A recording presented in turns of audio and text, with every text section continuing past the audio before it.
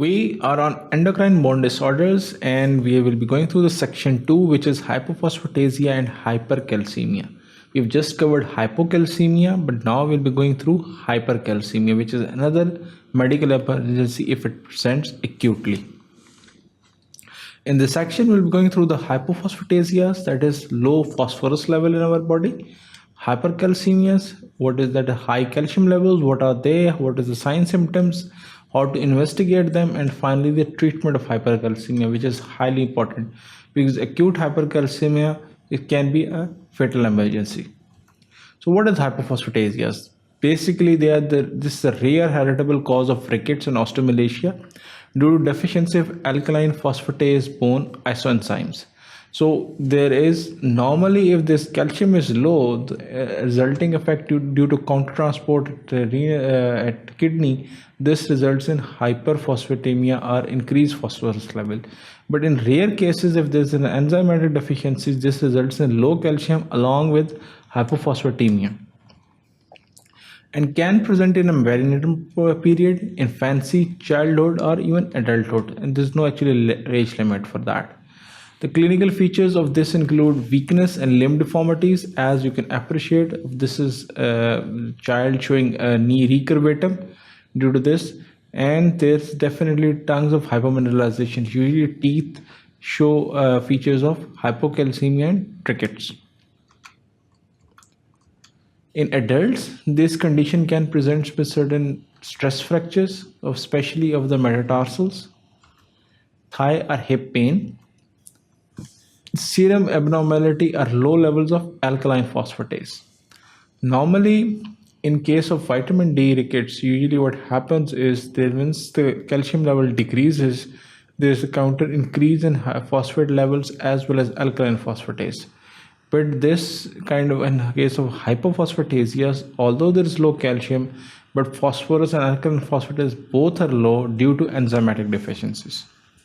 And the enzyme replacement therapy is effective only, and that is the only treatment of choice, because until unless that isoenzyme is not given, that analog of isoenzyme is not given, this pathology cannot be corrected.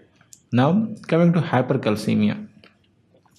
Hypercalcemia simply means increased calcium level. Now, normally its average value is 8 to 12 milligram per deciliter or 1.2 to 1.0 millimole per deciliter. But as I just told you, that the most important regulator of calcium level and calcium metabolism in our body is actually parathormone, which is secreted by parathyroid gland. It acts on the bone, causes the increased resorption of the bone so that the calcium can be mobilized from bone towards the serum. There can be causes, could be plethora of causes such as increased calcium and vitamin D resorption, which may be due to either primary or tertiary hyperparathyroidism, malignancy, or hyperthyroidism. This primary and tertiary hyperparathyroidism is one of the very important causes of hypercalcemia. The second most is malignancy and hyperthyroidism. Then certain rare disorders, but yes, it's also very important, granulomatous disorders such as sarcoidosis, tuberculosis, and histoplasmosis. They can also present with hypercalcemia. Then certain drugs which affect the calcium metabolism include lithium, thiazides, theophylline toxicity, vitamin A toxicity, and vitamin D excess. This all causes hypercalcemia. Thiazides are actually diuretics. They not only some patients for those with the hypertension and are taking these drugs, and usually what happens is when they are on thiazide diuretics, although diuresis is going on fine, but eventually results in hypercalcemia. Familial disorders may be associated with hypercalcemia such as MEN1 and MEN2. Familial hypocalciuric hypercalcemia is a very rare disorder but may be associated with hypercalcemia. Other causes include Addison's disease, pheochromocytoma, which is actually a tumor which is of the adrenal glands, solid tumors, especially the tumors of the lungs such as bronchogenic CA, which produce a parathyroid related peptide which can actually cause hypercalcemia. And then there is prolonged immobilization. In case if there is not, for example, in case of a fracture, a plaster was applied to the patient, this results in hypercalcemia because the bone is initially first resorbed, and then a new bone is formed. So before calcium is being absorbed back into the bone, the first it is actually released. Similarly, in old age patients who have a very sedentary lifestyle and they're mostly immobilized, either maybe post stroke patients, this usually it's seen that the bone actually weakens out, that the calcium which is present in the bone is released into the serum, eventually leading to hypercalcemia. Clinical features. Acute hypercalcemia is a medical emergency. Although mild elevation causes general lassitude, polyuria, and polydipsia, but plasma levels of 3 to 3.5 usually cause anorexia, nausea, muscle weakness, and fatigue only. With greater than 3.5, there are very high chances that they may be causing abdominal pain, nausea, vomiting, severe fatigue, and depression. Actually, it's a mnemonic that there's a moans and groans and broken bones. So if you have to remember that even in case of hyperparathyroidism, the features are very much similar because the features are coming from hypercalcemia. And hypercalcemia causes abdominal pain, which is caused by anorexia, nausea, and muscle fatigue. There's associated depression. So there's a psychic moans, there are abdominal groans and moans, and then along with the broken bones, because once the bones become very weak, this usually results in fractures. But at this time, we are only dealing with hypercalcemic features. Now, in long-standing cases, there is usually, if secondary to certain causes, it may be due to kidney stones or causing nephrocalcinosis due to hypercalciuria, especially associated with hyperparathyroidism. Or there may be associated joint symptoms such as chondrocalcinosis, that is the deposition of calcium in the cartilage and joints leading to chondrocalcinosis. This is also a classical feature of hyperparathyroidism. As I just told you, this is mnemonic that there's moans, groans, bones, and stones. That is it. You have kidney stones, you have groans and abdominal pain due to this, then you have moans, which is psychic due to depression, and then definitely there is stones of kidney as well. Underlying cause in case of hypercalcemia should be figured out. Acute hypercalcemia is dealt differently, but once acute emergency is over, we need to rule out what was cause of the hypercalcemia. Hyperparathyroidism is an important cause. Hyperparathyroidism can be of three types. It's primary, secondary, and tertiary. Primary hyperparathyroidism is actually due to increased parathormone release from the hyperactivity of parathyroid glands, which may be due to parathyroid adenoma, which is usually diagnosed by finding of features of hypercalcemia, hypophosphatemia, and increased PTH levels.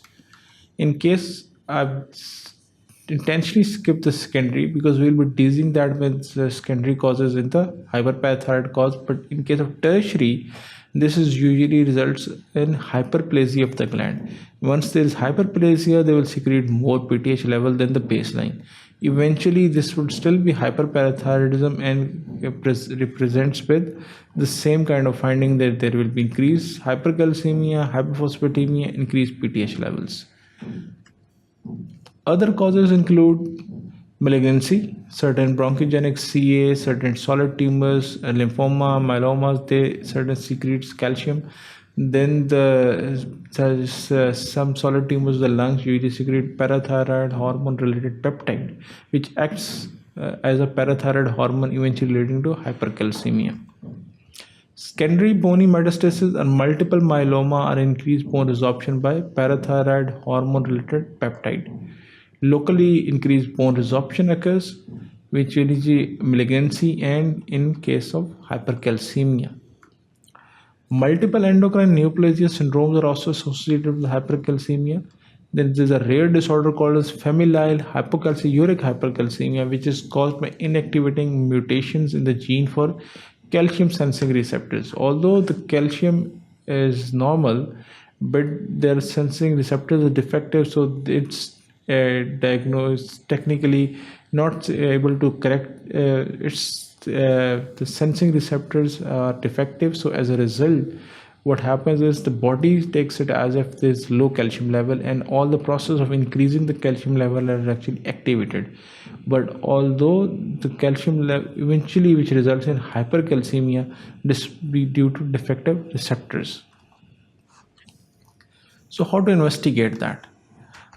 Well, simple hypercalcemia, we need to rule out all the causes. What is possibly causes of hypercalcemia? For example, if a patient comes to you who is around 40 to 45 years old, there was history of fractures, and this is some kind of a mass, the first thing we should be suspecting is multiple myeloma, and it usually presents with punched out lesion in the skull X-ray with associated hypercalcemia. There may be a primary lung tumor. In case we get a chest X-ray, we would know that whether it's associated with bronchogenic CA or not. Then there is always tuberculosis and sarcoidosis will also be ruled out in when we get a chest X-ray as well. Then measurement of parathyroid hormone and urinary calcium excretion. In case if it's hyperparathyroidism, there is normal a high PTH level, and urinary calcium excretion is also high. This is how you differentiate with primary and tertiary. In case of tertiary, it's little different, and if it's normal or high PTH, low urinary calcium excretion, usually it's familial hypocalciuric hypercalcemia. So to define whether it is underlying familial cause or it is due to hyperparathyroidism, we need to measure the levels of urinary calcium. If it's low, it's familial hypocalciuric hypercalcemia, and if it's high, it is either primary or tertiary hyperparathyroidism. Then symptom and guided investigation for malignancy and test for other endocrinopathies should be performed, such as pheochromocytoma, Addison disease, and other. And there may be associated excess of vitamin D as well. So a whole bunch of investigation needs to be performed that what is the actually cause of hypercalcemia. Treatment. Now, acute hypercalcemia is an emergency, and the patients are severely dehydrated. So the best thing to give them is to give them fluids. Acute severe hypercalcemia needs to be properly treated with IV fluids. The best thing is they're dry, hydrate them. Intravenous bisphosphonates and glucocorticoids can also be used. Now, what do bisphosphonates do? They go and bind to the rank ligand, so that rank ligand rank receptor activation cannot take place at osteoclasts. Once osteoclasts are not activated, thereby they inhibit the function of osteoclasts, therefore bone resorption is decreased. The osteoclasts are actually responsible for eating up the bone, and as they eat up the bone, they release the calcium which is stored in the bone to the serum. So if osteoclasts are inhibited, this bone resorption would be decreased. Therefore, the calcium which is present in the bone would remain in the bone and will not be released into the serum. Eventually, the hypercalcemia would settle. Primary hyperparathyroidism often treated with surgery. Now, if the cause is actually primary hyperparathyroidism, we know it is due to parathyroid adenoma, then surgery probably needs to be performed to rule out, to cure the disease.